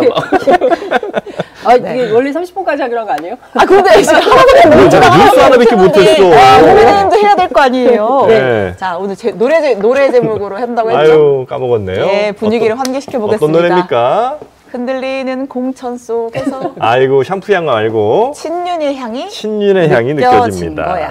쌍특검 표결 끝나고 이제 주요 지역들 줄줄이 발표가 나고 있는데 뭐 어저께 그 얘기 나왔잖아요. 국민의힘이 탄핵의 강을 다시 거슬러 올라갔다. 어떻게 유영하에게 단수를 줄 수 있느냐 뭐 이런 얘기들이 있었는데 저 오히려 어제 보도를 보고 좀 친윤들이 조금 쾌재를 부르지 않았을까. 유영하에 가려져서 초점이 글로 박근혜의 귀환에 그 초점이 쏠리다 보니까 친윤들의 생환이 덜 보인다. 좀 묻혔다. 뭐 이런 얘기들도 있는 것 같습니다. 일단 뭐 탄핵의 강 얘기부터 하자면 유영하 변호사 단수 공천 때문에 현역인 송석준 의원 이제 받아들일 수 없다 얘기를 했고요. 그다음에 뭐 강남병 같은 경우에는 유경준 의원, 현역인 유경준 의원 뭐 재심 촉구하고 있고요. 그러면서 내가 그 당 그 경쟁력 평가에서 거의 과반까지 먹었는데 나를 왜 컷오프, 왜 나를 자르느냐 반발도 했거든요. 근데 국민의힘 공관위가 또 특이하게 진짜 그 득표율까지 공개를 했더라고요. 그래서 1등이 49.6, 뭐 2등이 41.3인데 이게 단수 공천 요건이 안 된다. 유경준이 1등이지만 단수 줄 수 있는 요건이 안 된다라고 하면서 굉장히 세게 얘기를 했습니다. 시스템 공천을 흔드는 사람들 점수 이렇게 다 까겠다. 그러니까 이제 함부로 우리 당의 시스템에 문제가 있다는 식의 이야기를 하지 우린 지금 말라. 시스템 공천 하고 있는데 이 시스템 공천에 대해서 문제 제기하고 뭐라고 하면 오케이, 나 점수 깐다. 이런 얘기인 거죠? 깐다? 그러니까 이제 함부로 나서서 우리 당 문제 제기하지 마. 뭐 이렇게 얘기는 하고 있지만 뭐 아무튼 뭐 이채 의원은 뭐 또 무소속으로 출마하겠다고 하고 있고 그 와중에 살아남은 친윤들은 조용히 사태를 지켜보고 있고 어저께 그 김준일 대표가 나와가지고 지금 뭐 유영하면 문제가 아니다. 지금 과거 수사에서 전부 유죄 판결 받았던 적폐들이 다 사면받고 지금 줄줄이 귀환하고 있다. 또 호주로 누구 보낸다면서요? 예, 뭐 그런 얘기들을 그것도 했습니다. 너무 심각하죠. 민주당 공천 이제부터 국민의힘 공천 본격적으로 시끄러워질 수밖에. 아니 그리고 이미 시끄럽잖아요. 그리고 뭐 지금 뭐 무소속 오늘 보니까 이채익 의원에 대해서는 복귀 없다. 뭐 함부로 나가서 무소속 출마한들 살아서 돌아온다 이런 거 없다라고 잘랐는데 근데 복귀를 해보면 한동훈 위원장이 총선 후에 본인의 인생이 꼬이지 않겠냐라며 마치 이번 총선과 함께 사라질 것처럼 얘기를 했거든요. 근데 본인이 계속 남아서 당대표 할 건가 보죠? 그러지 않고서야 어떻게 이런 말을 할 수 있습니까? 그 다음에 당대표 비대위 끝나면 당대표 뽑아야 되잖아요. 6월에 전당대회에서. 그렇지 않습니까? 그러면 그때 이거 안 떠난다는 얘기인데 짐 안 싼다는 얘기인데 저는 그렇게 들립니다. 안 받는다는 해외 얘기를. 유학 갈 거다. 미국 간다. 미국 안 간다. 한동훈 남아서 계속 정치한다. 무소속 나가서 이제 하는 사람들한테 복귀 없다는 얘기는 뭐 모든 당이 항상 선거 때마다 해왔던 얘기지. 뭐 다 들어가요. 대신 나중에 또 다 끝난 다음에 다 들어가요. 심사에서 경고 끝에 받아들이기로 했습니다. 봐야겠죠. 아니 근데 저는 이게 위협이 되지는 않는다고 생각을 하고요. 그 유영하 변호사도 문제지만 도태우 변호사는 더 문제예요. 이분은 지난 총선이 부정선거라고 했던 분이고 백남기 농민이 그 살수차에 맞아서 돌아가셨는데 그거 아니니까 부검하자고 했던 변호사입니다. 이런 분을 다시 드리는 이유가 뭐냐. 그리고 이제 앞서서도 말씀을 좀 드렸지만 서천호 경남 사천 남해 하동 후보 같은 경우에는 이명박 정부 시절에 여론조작해가지고 징역 6월에 집행유예 1년 받았는데 사면 받기도 전에 공천을 미리 신청하셨어요. 어떻게 알았어? 이거 분명히 약속 사면이다. 이런 비판이 나오고 있습니다. 아니 알지 않고 어떻게 통찰력이 뛰어난 거 아닐까요? 통찰? 딱 보면 이번 사면 타이밍이다. 고맙습니다. 아니 그리고 또 하나는 구홍모 전 육군 참모 차장 이분은 2018년에 그 군인권센터 폭로로 알려지게 됐는데 2016년도에 촛불혁명이 있지 않았습니까? 이때 이분이 개헌 문건 써가지고 문제가 됐어요. 물론 지금은 이제 다 무혐의 처분을 받긴 했지만 지금까지도 그때 무슨 일을 했던가 문제 제기가 있습니다. 이분 말고도 지금 뭐 고석 장군 포함해서 앞서 이제 그 누굽니까 국방부 장관 지금 호주 대사로 간 이종섭 장관뿐만 아니라 그때 문제가 된 임종득 차장도 지금 경북 영주에서 출마해서 사실상 당선인 것이에요. 이런 분들이 다 살아오고 있다. 이런 게 맞는 거냐, 도대체 무엇을 하기 위한 공천인 거냐에 대한 의심을 갖지 않을 수가 없는 상황이 되는 겁니다. 아까 이재명 부사장이 당의 공천 사람이 중요하다 말씀하셨잖아요. 이 사람들 어떻게 이 사람들 다 어떻게 할 거예요? 문제가 많다고 봅니다. 왜 많냐면 저는 사실 뭐 또 개개인적으로 뭐 장 기자님께서 다 자세히 설명하셨는데 저도 몰랐던 것도 많이 알 정도로 아니, 역시 보도에 다 나온 거예요. 열심히 하시면 생각이 드는데 저는 가장 큰 문제가 뭐냐면 시스템 공천 뭐 이건 굉장히 바람직한 것 같습니다. 유경준 의원이 반발하니까 공개를 할 수 있는 거죠. 그게 시스템 공천이죠, 사실은요. 결과가 끝난 다음에는 사실 민주당이 그걸 못 하고 있기 때문에 계속 이제 분란이 벌어지는 거고. 인정을 못 하는 거고, 이제 하위 뭐 10% 이런 분들이 그런 건데, 그건 게 바람직한데, 제일 중요한 건 뭐냐면, 한동훈 위원장이 얘기했던 운동권 특권 정치의 청사는 운동권 출신 후보들이 떨어지면 되는 게 아닙니다. 청산이 되려면 그 사람이 없어져 되는 게 아니라, 그럼 나는 그 다음에 어떤 정치를 하겠다는 걸 사람을 통해 보여줘야죠. 우리의 국민의힘의 미래의 보수는 이런 모습이라는 걸 보여줘야죠. 그래야만 이제 청산의 그 다음 모습을 만들어주는 게 정말 지도자가 할 일인 거죠. 그런데 그런 게 사실은 이 공천에서 어떤 컨셉이 느껴지지 않는 건 사실입니다. 그야말로 그냥 지역별로 뭐 하나하나 들여다보면 또 사연 없는 또 뭐 빵은 없겠으나 눈물 젖은 빵이 없겠지만 어쨌든 간에 국민들이 이런 지금 국민의힘이 이런 컨셉, 이런 목표, 이런 비전을 가지고 공천하고 있구나 느낄 수 있는 게 과연 있을까라는 게 안 느껴진다는 거고 더 중요한 문제는 뭐냐면 현역을 꼭 물갈이하는 게 뭐 굉장히 지상 과제는 아닙니다. 그럼에도 불구하고 물갈이를 하는 이유는 결국은 만약에 3선 이상을 이제 우리가 중진이라고 흔히 이제 표현하는데 3선 이상을 했습니다. 그런데 그 다음에 그분들이 원내대표라든지 당대표라든지 아니면 광역단체장이라든지 이 정도의 비전과 어떤 그릇이 되지 않으면 그분들은 이미 12년을 정치했습니다. 그러면 그 다음 세대에게 물려주는 게 제가 볼 때는 바람직한 겁니다. 본인이 12년을 정치하고도 자기 비전으로 국민들에게 뭔가 더 큰 정치를 보여줄 거라는 기대감을 얻지 못한다면 물러나 줘야죠. 근데 지금 중요한 건 뭐냐면 뭐 컷오프에서 이제 현역 물갈이 비율이 지난보다 높다 낮다가 아니라 대부분 컷오프가 다 컷오프 내지는 경선 탈락이 초선들입니다. 중진들은 대부분 다 살아났고요. 그건 시스템 공천이 잘못된 시스템을 만든 거죠. 그렇게 되면요. 물론 뭐 초선이기 때문에 기회를 더 줘야 돼 이런 걸 떠나서 결국은 국민들에게 더 이상 기대감을 주지 못하는 중진들은 어떻게 자연스럽게 세대 교체해내느냐 이것이 시스템인데 그렇게 하지 못하고 있다는 것 자체는 문제라고 생각합니다. 자, 이쯤에서 슈퍼챗과 함께 들어온 질문이 있어서 요거는 좀 저희가 여쭤보도록 하겠습니다. 슈퍼챗이 들어와요? 슈퍼챗과 함께 들어오는 질문 우리가 안 할 수가 없습니다. 이거 아마 장 기자님한테 질문하시는 것 같은데 한 가지 물어봅시다. 혹시 막 아까 비판하던 분 아니에요? 무섭다. 글쎄 모르겠습니다. 비판도 슈퍼챗과 함께 하면 저희는 다 괜찮습니다. 한 가지 물어봅니다. 무혐의 처분받은 사람은 의심되고 나오면 안 된다고 하시고 2심 유죄까지 받은 사람은 나와도 된다고 하시는 건 법을 안 지켜도 된다고 하는 거나 마찬가지 아닙니까? 처음에 못 들었어요. 1심 유죄? 그러니까 이제 무혐의 처분받은 사람은 누구 얘기하는 거죠? 그러니까 예를 들어 지금 뭐 국민의힘에서 뭐 의심되고 뭐 구홍모 2016년에 뭐 사면받고 뭐 이런 사람들은 뭐 나오면 좀 문제가 있다고 하고 어떻게 2심 유죄까지 받은 사람은 나와도 괜찮은 것처럼 얘기하는 게 말이 되느냐? 아니요. 나와도 괜찮다. 그러니까 이게 죄질의 내용이 중요한 거예요. 근데 이것도 설명이 길어지는데 조국 전 장관의 경우에는 뭐 앞서 이제 말씀드린 대로 사모펀드와 관련해서 처음에 문제가 됐던 것은 조국의 사모펀드였어요. 당시에. 그렇지만 그거는 무죄가 됐고 그리고 사실상 혐의 없음 기소가 안 된 상황이고 지금 뭐 그 조민 씨 등 뭐 아들 딸 입시 의혹인데 뭐 표창장 뭐 위조하고 뭐 이런 것들이잖아요. 근데 이런 것들에 대해서도 책임져야죠.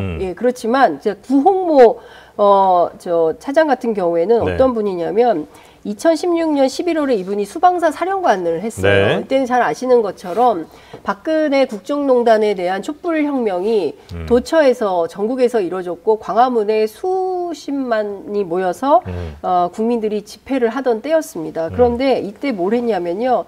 청와대 시위 집회 대비 계획 문건을 작성한 의혹을 받고 있고 당시에 이 문제에 대해서 상당히 큰 이른바 이제 개헌 문건 논란이라는 게 있었어요. 그때 추미애 대표였는데 그분이 이제 이 문제를 처음 얘기를 했을 때 그게 말이 되느냐라고 비판이 굉장히 많이 있었습니다. 그런데 실체가 있었던 것으로 드러난 거거든요.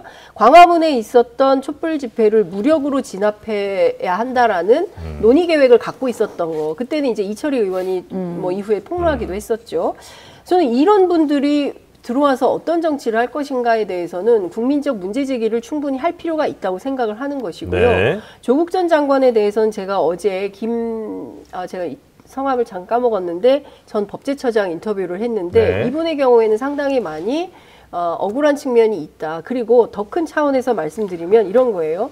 수사해서 문제가 드러나요. 그러면 기소를 하고 재판을 받습니다. 그러면 재판에서 뭐 유죄 판결이 나오면 그게 이제 전과가 되는 거예요.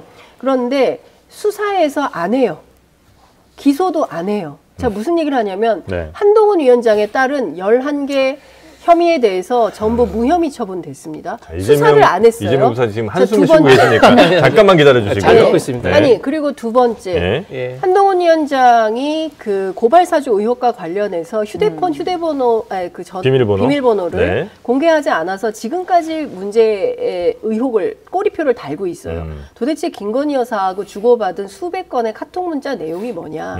그리고 사진 60장을 올렸는데 도대체 그 내용이 뭔 거냐. 왜 휴대폰 비밀번호를 열지 않아서 네. 수사조차 받지 않는 거냐. 이런 비판이 있습니다. 그러니까 이런 등등에 대해서는 사람들이 공평하지 않다. 공정하지 않다. 네. 윤석열 대통령이 공정과 상식을 기치로 들고 대통령이 당선됐는데 그 이후에 보여준 태도는 이게 맞는 거냐. 그리고 뭐 김혜경 여사 뭐 법카 뭐 5만 얼마 7만 8천 원 네. 뭐 이거 가지고 기소됐어요. 포토라인에도 섰습니다. 그렇지만 김건희 여사 명품백 대놓고 300만 원 받았잖아요. 근데 그거 수사도 기소도 아무것도 없어요. 너무 형평성이 차이 난다. 이게 공정한 거냐. 네. 이런 것들에 대해서 국민이 질문을 하고 있는 네. 거예요. 그리고 또 하나. 또 있어요? 이게 좀 쉬었다 하시면 안 돼요? 좀 쉴까 예, 한번. 조금 쉬었다가 우리 이재명 부사장 얘기도 좀 말이 들어보시고. 많다. 너무 근데 말씀하신 게 너무 다양해서 네. 사실은 뭐 중요한 말씀이십니다. 사실은 검찰권의 가장 네. 핵심은 기소권이 아닙니다. 진짜 무혐의권이죠, 어떻게 보면.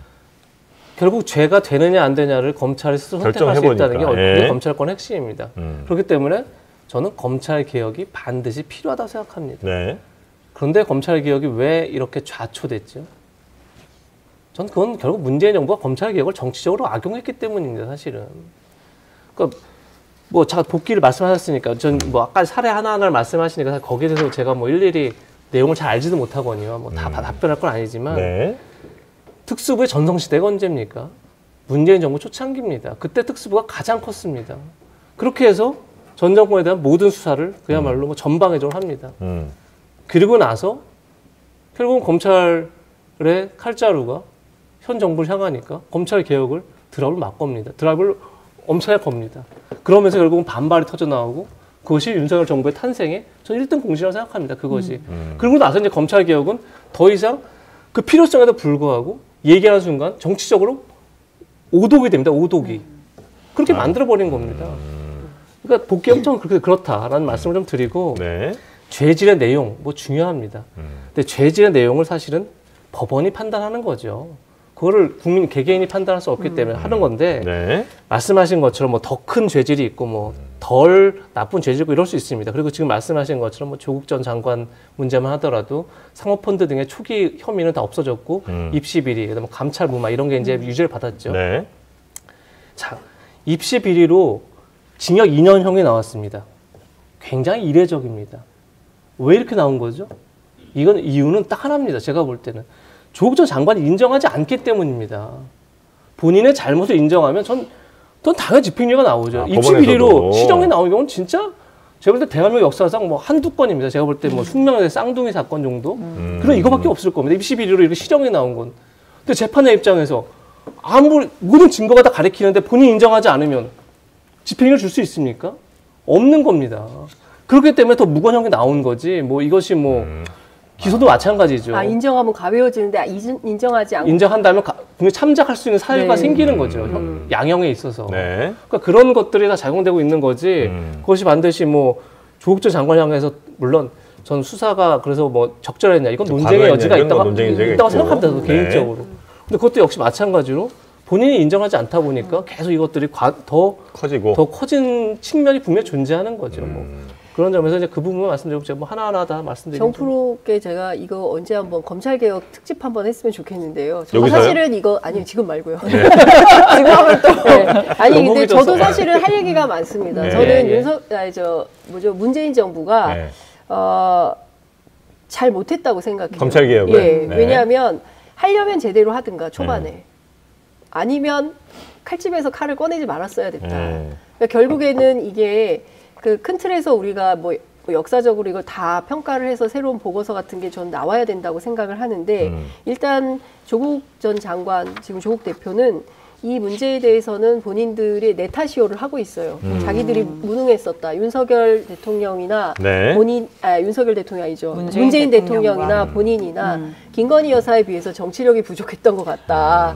그 점에 대해서는 인정하고 사과드린다라고 얘기를 했어요. 훨씬 좋았잖아요. 의석수도 훨씬 많았고 그리고 또 대통령이 거부권 행사할 리도 없었고 이제 그때 다 했어야 되는데 그때는 하기 싫었던 거 아닐까요? 아니요. 혹시? 그렇진 않는 것 같아요. 제가 취재해 보니까. 근데 중요한 것은 그러니까 문재인 정부 검찰 개혁의 핵심은 기소와 수사의 분리에 있었어요. 네. 그러니까 앞서 말씀하신 대로 검찰권이 남용돼서 그동안 있었던 수많은 폐단들을 바로잡기 위해서는 기소청과 수사청을 분리해서 기소할 검사들은 기소로 가고 한국형 FBI를 만들어서 수사 전문성을 가지고 할 사람들은 네. 검사든 경찰이든 이 집단 안으로 뭉쳐서 가고 그리고 이들을 견제와 균형 차원에서 감시하고 할 수 있는 고위공직자 비리 수사처 공수처가 필요하다라고 판단해서 그거를 만든 겁니다. 네. 그러니까 이런 차원에서 놓고 보면 당시에 이제 이거를 이제 해석하는 각도에 따라서 조금씩 다른데, 당시에 이제 윤석열 검찰을 보고 있었던 사람들은,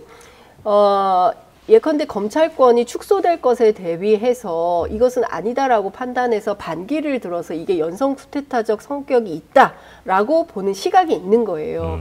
그러니까 앞서 말씀하신 대로 기소권이 남용되면 안 되는 거고 수사권이 남용되면 안 되는데 네. 특수부 검사, 뭐 전체 검사들이 그렇다는 게 아니라 특수부 검사들의 어떤 여러 가지 행태로 볼 때 잘못된 것들 이런 것들을 남용을 방지하는 차원에서 어떤 검찰 개혁을 문재인 정부 초기 때 힘 있을 때 세게 밀었어야 됐다라고 저는 생각을 하고요. 네. 아마 그때도 검찰이 네. 원하지 않았을 거예요. 검찰은 당연히 원하지 네. 않겠죠. 그리고 네. 제가 나중에 들어보니까 네. 윤석열 총장이 올라올 때 3인의 후보가 있었는데 네. 윤석열 후보가 가장 적극적으로 내가 검찰 개혁을 하겠노라. 뭐 그런 뉴스가 나오기도 했었죠. 예, 네. 라고 얘기를 했는데 막상 검찰총장이 된 다음에는 네. 표변하더라. 이런 얘기를 하고 있습니다. 그런 측면에서 본인들의 어떤 정치력이 부족했다라고 탄식하고 있다. 이 말씀 전해드립니다. 아쉬움은 좀 있다는 말씀 좀 주신 거. 뭐 있으십니까? 아닙니다. 뭐 네. 이 얘기까지 갈 건 아닌 것 같습니다. 네네. 네. 자, 지금 역시 또 말씀드린 대로 슈퍼챗 질문이 하나 또 들어와서 요것도 괴롭다. 다만 오늘까지 이제 해드리는데 5,000원으로는 안 됩니다. 네, 다음부터는 10,000원을 해주셔야 되고요. 희계님이 핵심은 그겁니다. 윤석열 대통령 왜 요즘에 지역 돌아다니면서 막 그 토론회하고 막 하잖아요. 근데 그게 결국은 이거 선거운동 하는 것 같은데 이건 왜 비판하지 않느냐 뭐 이런 말씀 좀 해주시는데 이건 선거운동으로 보실 어떤 그런 좀 여지가 있을까요? 제가 지난번에도 이 얘기를 한번 나왔을 때도 네. 이제 우리 장 기자님께서 결국은 이제 그것은 이제 국민들 민생 뭐 이런 얘기 하시면서 저도 이제 국민들이 판단할 거다 얘기를 했는데 사실 저는 처음에는 어쨌든 뭐 주제가 막 있었죠. 뭐 돌봄을 주제로 한다거나 예. 교육을 주제로 한다거나 뭐 산업, 원전 뭐 이런 여러 주제가 있을 때는 사실은 이제 대통령이 어떻게 보면 신년 때마다 부처로부터 업무보고를 받습니다. 저도 예전에 막 들어가서 보고했는데 업무보고를 좀 더 실용적으로 하나의 정책을 놓고 여러 부처를 같이 한다. 저는 이게 오히려 바람직하다고 생각합니다. 네. 그렇게 갔는데 지금은 막 대구 가서 대구 현안 그냥 이렇게 됩니다. 막 주제가 오늘은 인천 갔습니다. 오늘은 인천이에요? 세계로 뻗어가는 인천. 제가 볼 때 이건 굉장히 누가 의심의 여지가 충분하다 이렇게 되면 그래서 저는 이제 좀 자중을 해야 한다는 생각이 저도 개인적으로 대통령이 좀 자중하시는 게 맞다. 생각을 합니다. 왜냐하면 상대가 의심을 그러니까 이 선거라는 건 제가 공정성의 핵심은 공정한 시스템 제도를 갖추는 건 기본입니다. 공정성의 핵심은 공정해 보이는 겁니다. 근데 공정해 보이지 않다고 그러면 그건 문제가 있는 겁니다. 그런 점에서 상대에서 문제 제기를 한다 그러면 저는 공정한 게 보이도록 더 노력을 해야 된다 이런 생각이 들고 그런 점에서 국민의힘이 이제 그런 얘기 하지 않습니까? 지난 21대 총선 앞두고 문재인 정부에서 코로나 재난지원금 지원을 약속한 거 이런 거야말로 진정한 뭐 선거 개입이다 얘기를 하는데 국민의힘도 그거를 문제 삼으려면 지금 대통령의 어떤 지역 행사에 대해서도 좀 자제를 요청하는 게 그래야만 그걸 문제 삼을 수 있는 거죠. 그런 생각이 듭니다. 정말 죄송합니다 두 분께. 10,000원짜리 질문 하나 또 들어와서 나도 물어보기 싫은데 근데 이거는 질문이 너무 이상해요. 토쟁이 강기룡님이 이재명 언제 나오냐는데 지금 나와 계시지 않습니까? 아니면 이재명 대표로 혹시 말씀하시는 거라면 그거는 여러분 책임입니다. 저희가 만약에 오늘 날짜로 이미 뭐 20만, 30만 이렇게 됐으면 당연히 저희가 불렀죠. 나오셨을 겁니다. 그러나 여러분이 능력 부족으로 지금 9만 몇천에서 헤매고 있지 않습니까? 이거는 여러분 책임이 크다. 시청자를 질책하는 책임자. 굉장히 드문 방송. 어쩔 수 없습니다. 이거는 이 책임은 명백하게 구체적으로 얘기해야 되거든요. 여러분 책임이고 여러분의 무능력이다. 여러분의 능력을 탓하라라고 말씀을 드리겠습니다. 네, 정치 공부를 많이 해하기 늦었습니다. 교체 이탈 법에 대한 해학을 느낄 수 있는. 자, 다른 뉴스 또 하나 좀 짧게 볼까요? 할까요, 지금? 하나 빨리 할 수 있을까요? 하나 빨리 해야 되지 않을까요? 네, 지금 뭐 민생 토론회 얘기도 했고, 뭐 골라주세요. 송영길 대표 얘기할까요? 아니면은 여야의 고발. 그럼 좀 재밌는 여야 고발은 좀 길어질 수 있으니까 송영길 대표 하나 짧게 한번 갑시다. 가장 불쌍한 정치. 제목 주시죠. 네. 소나무야. 소나무야. 소나무당. 근데 진짜 제목 노래 고르는 거 얼마나 힘들었네. 지금 세기를 못했습니다. 아무튼 자, 소나무야, 소나무야. 자, 소나무 당이 생겼습니다. 메이드 바이 송영길 전 대표님입니다. 지금 이제 옥중에서 창당을 한 건데 사진 하나 주실까요? 자, 그 세한도를 직접 그렸어요. 위에가 이제 추사 김정일 선생님 그림이고 밑에는 송영길 전 대표가 잘 그리신다. 옥중에서 저 그림을 그린 다음에 밑에 편지를 써서 손혜원 전 의원에게 선물을 했다고 합니다. 내가 그 추사 김정희의 유배 시절에 그렸던 세한도에 그때 그렸던 심정을 알겠습니다. 라고 하면서 저 그림을 그려서 줬대요. 그러면서 소나무 당을 만들면서 남산 위의 소나무처럼 바람소리 몰아쳐도 굴복하지 않고 검찰 독재의 국정농단에 맞서 싸우겠다라는 모토로 창당을 하셨습니다. 원래 창당 예고는 했으니까 우리 뭐 알고는 있었는데 보석을 요청하면서 이런 이야기를 하셨어요. 조국 전 장관은 2심에서 실형이 나왔는데도 법정 구속이 안 되고 아니 또 조국을 끌어들여 활동을 하고 있다.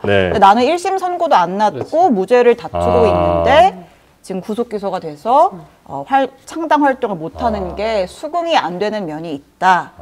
왜 나만 너무 억울하다. 갇혀 있느냐. 물병을 던져라고 얘기하고 싶다. 나만 갖고 그래 뭐 이런 느낌이잖아요. 나만 갖고 그래. 조국 전 장관이랑 조금 본인을 이렇게 좀 빗댔는데 어떻게 보셨는지. 여기는 어떻게 가능성을 좀 보세요? 소나무당이? 네. 글쎄요, 뭐 가능성이 반윤 전선에서는 거의 최 앞에 서 있는 당 아닙니까? 가능성이 있으면 저는 안 된다고 봅니다. 뭐 그것이 실제 뭐 어떨지 모르겠으나, 근데 본인 입장에서 억울할 수밖에 없죠. 조국 대표로 진짜 2심까지 시정을 받았는데, 저는 2심 재판부도 좀 비겁하다 생각합니다. 사실은 거기서 원래 법정 구속을 했었어야 맞는 거죠. 사실은 2심까지 1, 2심을 다 유죄받고도 법정 구속 안 된 분은 어떻게 보면 굉장히 드물죠. 그런 점에서 좀 비겁하다 생각하는데, 전 이 문제를 보면서 이런 생각이 듭니다. 결국은 뭐 과거에 그런 얘기 많이 하지 않았습니까? 국민의힘은 뭐 유능하지만 부패했다. 뭐 민주당은 뭐 무능하지만 깨끗하다. 뭐 이런 얘기를 흔히 했었습니다. 아시다시피 지금 어떻게 보면 어제 이재명 대표와 그제죠. 조국 전 장관이 손을 잡는 걸 보고 한 사설에서 제목을 손을 맞잡은 2명의 피고인 대표 이렇게 썼던데, 사설 제목을. 이재명 대표도 재판을 받고 있고 조국 전 장관은 실형을 받았고 송영길 대표도 재판을 받고 있고 당을 만들고 당을 이끌고 있습니다. 전 이것이 굉장히 민주진영에 좀 심하게 하면 타락을 보여주고 있다, 이런 생각이 듭니다. 그런데 검찰이 너무 심했다고 이제 아마 생각을 또 하시는 민주당 지지자분들은 많이 계실 것 같고요. 자, 기소는 법찰이 하지만 재판은 법원이 하는 겁니다. 판사가 하는 겁니다. 판사가 유죄를 입증했을 때 그것 자체가 검사가 무리하게 기소했기 때문에 유죄를 했다, 이렇게 볼 수는 없는 거죠. 그 다음부터는요. 그런 점에서 어쨌든 민주 세력을 표방하고 있는 민주당이 보다 도덕적으로 본인들의 어떤 절대적 정의를 계속 실현하지 못하니까 이런 문제가 계속 발생하는 거죠. 근데 저는 이런 것 같아요. 그러니까 과거에 80년대 이제 그 군사 독재에 저항하는 이제 사회운동, 노동운동, 학생운동 이런 여러 그때 이제 민주화 운동이 있던 시절에는 뭐 여러 가지 범죄 혐의들이 그때도 이제 뭐 그 학생들이 화염병 투척하면 폭력으로 잡혀가고 그랬어요. 그러니까 저항 자체가 어떤 구속의 사유가 되고 뭐 이랬단 말이죠. 근데 최근에는 검찰이 그 민주진보 진영을 부패 혐의나 비리 혐의나 뭐 이런 걸로 이제 엮는 거예요.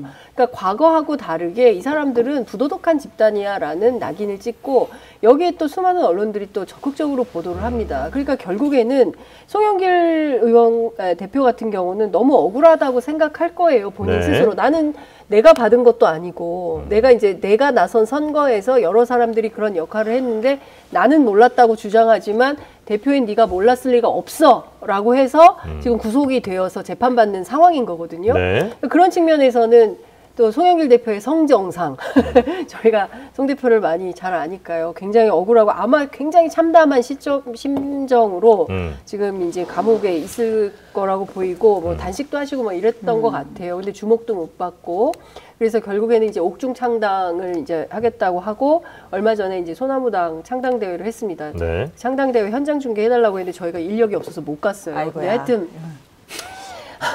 바쁩니다. 네, 여하튼 지금 조국혁 신당 창당할 때 가셨잖아요. 그때는 갔죠. 예, 일요일이니까. 그러니까 섭섭하다는 거예요, 송영길. 이분들은 평일이었을 거예요, 아마.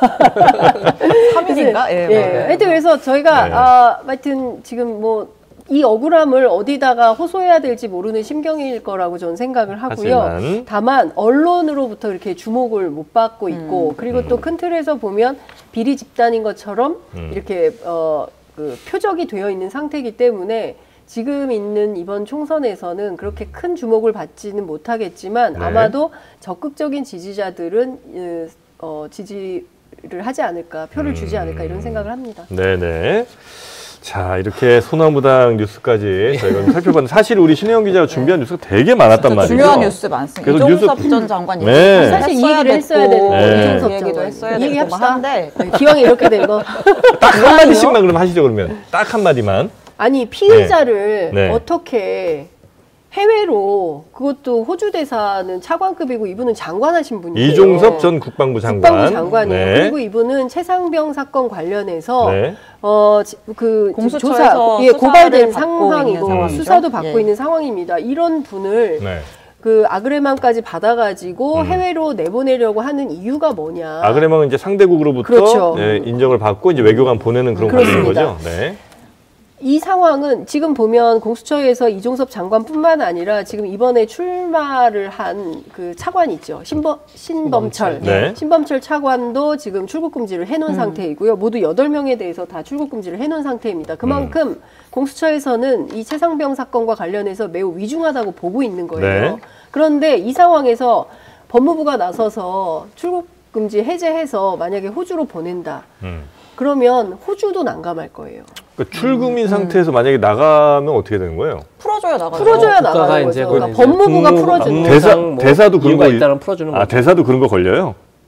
네? 그러니까 호주 대사로 가는 길이잖아요. 근데 그것도 출국 뭐 이런 거 걸려 있으면 못 가요? 그럼요, 못 가죠. 국내에서 못 나가게 한 건데 의사들도 못 가고 있습니다. 지금 다양한 출금들이 있어요. 그래서 제가 보기에는 특히 지금 이종섭 전 장관 그리고요. 특검이 그 최상병 특검이 패스트트랙에 태워져가지고 4월에 특검이 열려요. 예, 그 가능성이 있는 겁니다. 그런데 어딜 갑니까? 특검에 지금 출석해서 조사받아야 돼요. 이 해외 도피 성격이 있다. 이거 매우 위험한 상황이다. 그리고 나가면 어떻게 됩니까? 국제 망신이 됩니다. 이건 막아야 됩니다. 자중하시라.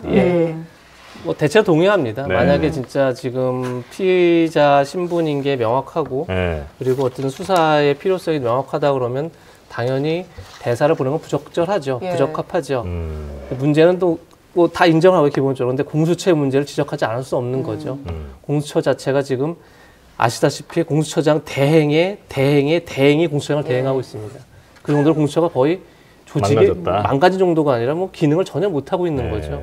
만약에 진짜 최상병 문제에 대해서 말씀하신 심각성을 알고 있다면 공수처가 빠르게 수사를 해서 이걸 정리를 해야죠. 근데 그걸 못하다 보니까 계속 이런 문제가 생기는 것 같은데 어쨌든 공수처 정상화도 현 정부의 책임이 있다. 그런 점에서 공수처를 빨리 정상화해서 이 문제도 빨리 매듭져야 된다는 생각이 들고 제가 사실 아까 끝나는 줄 알고 그냥 말씀을 안 드리려고 했는데 한 말씀 딱 드리겠습니다. 다른 게 아니라 송영길 대표 억울할 수 있습니다. 그러니까 자꾸 이제 말씀하신 것처럼 현 검찰이 민주당을 표적해서 비리 혐의를 씌우고 있다. 이런 말씀을 하시는데 그렇게 따지면 문재인 정부 초반기엔 당연히 다 보수 정부를 향해서 수많은 사람들이 뭐 아시다시피 다 무죄를 받은 그러니까 뭐 사법농단만 하더라도 판사를 200명을 수사했습니다.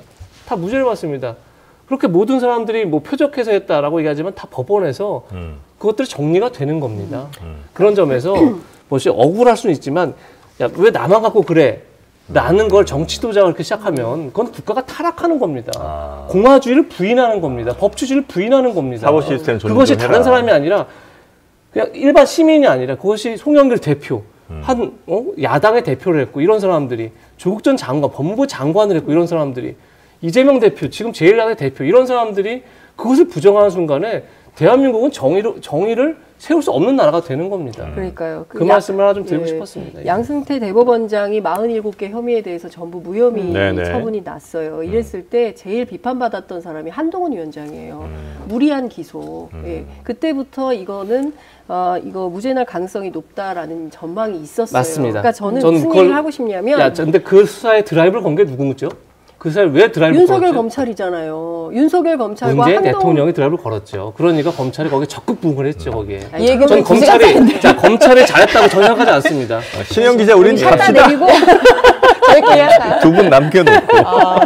근데 저는 이런 생각이에요. 그러니까 이 정당한 수사, 그 다음에 이제 좀 기소 수사가 분리돼서 합리적이고 합당한 그리고 승복할 수밖에 없는 상황이 된다면 저는 이렇게 큰 논란이 있을 것 같지 않습니다. 근데 그 특수부 검사들의 과도한 기소 때문에 별건 수사하고 주변 다 털고 문제입니다. 굉장히 큰 문제죠. 심각한 문제예요. 그리고 이게 그야말로 티끌 하나라도 나오면 그걸로 기소해서 망신 주고 이런 방식들에 대해서 얼마나 문제 제기를 많이 했습니까? 근데 여전히 이런 방식으로 정치를 하고 있다, 검찰이.